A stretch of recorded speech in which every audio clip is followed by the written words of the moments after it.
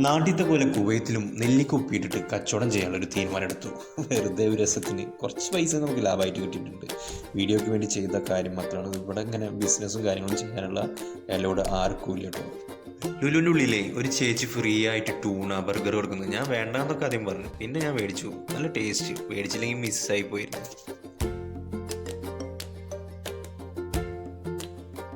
ഈ കാണുന്ന സുർക്കിയും നെല്ലിക്കയാണ് മെയിനായിട്ട് വേണ്ടത്. ഇതിൽ നിന്ന് എങ്ങനെയാണ് നമുക്ക് ലാഭം ഉണ്ടാക്കാൻ നോക്കാം. 560 വിൽസ് ആയിട്ടുണ്ട് ഇപ്പോൾ.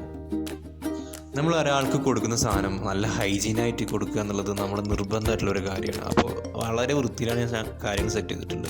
നല്ല ഫിൽറ്റർ വാട്ടർ, പിന്നെ ഉപ്പ്, മുളക്, മഞ്ഞൾപ്പൊടി മിക്സ് ആക്കിയിട്ടുള്ളത്, അങ്ങനെ ഒരുപാട് കാര്യങ്ങൾ നമ്മൾ ശ്രദ്ധിച്ചിട്ട് തന്നെ ചെയ്തിട്ടുള്ളത്.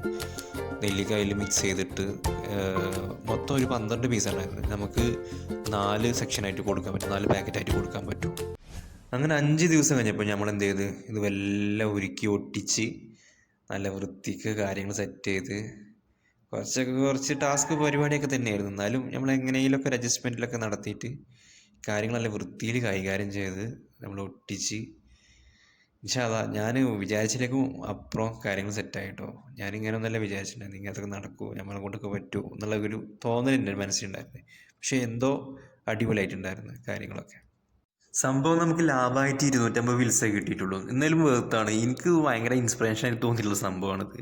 സംഭവം ഈ വീഡിയോയിൽ കാണുന്ന അത്ര ഷോർട്ടൊന്നുമല്ല, കുറേ എഫേർട്ടുള്ള പരിപാടി തന്നെ. കാത്തിരുന്നിട്ടുണ്ട്, പിന്നെ നന്നായിട്ട് ടേസ്റ്റ് കിട്ടിയിട്ടുണ്ട്. അപ്പോൾ എന്നെ സംബന്ധിച്ചോളം എനിക്ക് വളരെ അഭിമാനം തോന്നുന്നൊരു നിമിഷം കൂടിയാണിത്.